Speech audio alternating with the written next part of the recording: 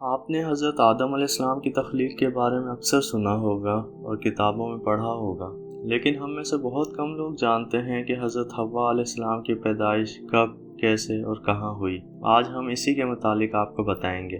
اللہ تعالیٰ نے قرآن پاک میں فرمایا ہے کہ اے آدم، آپ اور آپ کی بیوی جنت میں ٹھہریں اور کھائیں۔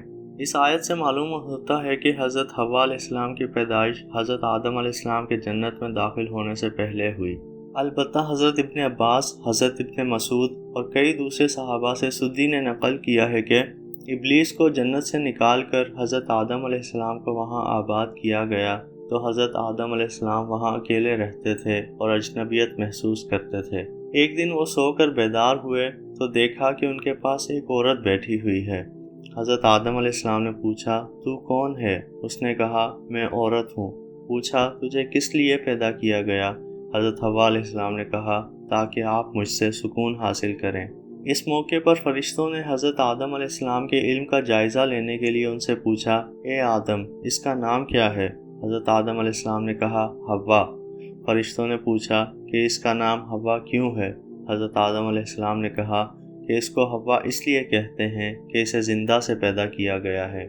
محمد بن اسحاق نے حضرت ابن عباس سے ذکر کیا ہے کہ حضرت حوا علیہ السلام کو حضرت آدم علیہ السلام کی بائیں طرف کی چھوٹی پسلی سے پیدا کیا گیا، جبکہ حضرت آدم علیہ السلام سوئے ہوئے تھے۔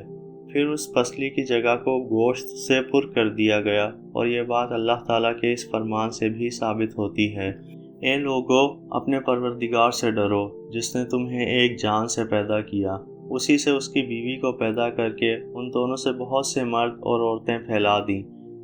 اس اللہ سے ڈرو جس کے نام پر ایک دوسرے سے مانگتے ہو، اور رشتے ناطے توڑنے سے بھی بچو، بے شک اللہ تم پر نگہبان ہے۔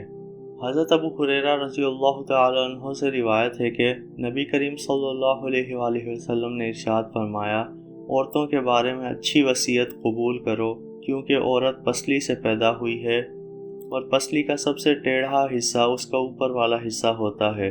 اگر تو اسے سیدھا کرنے لگ جائے تو اسے توڑ بیٹھے گا، اور اگر اس کو چھوڑ دے گا تو اسی طرح وہ ٹیڑھی رہے گی، اس لیے عورتوں کے متعلق اچھی وصیت قبول کرو۔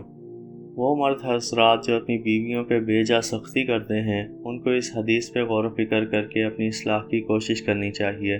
جامع ترمذی میں حدیث ہے کہ جس میں نبی کریم صلی اللہ علیہ وآلہ وسلم نے فرمایا، ایمان میں سب سے کامل مومن وہ ہے جو سب سے بہتر اخلاق والا ہو، اور تم میں سب سے بہتر وہ ہے جو اخلاق میں اپنی عورتوں کے حق میں بہتر ہو۔ اللہ ہم سب کو اپنے نبی کریم صلی اللہ علیہ وآلہ وسلم کے اخلاق اپنانے کی توفیق عطا فرمائے، آمین۔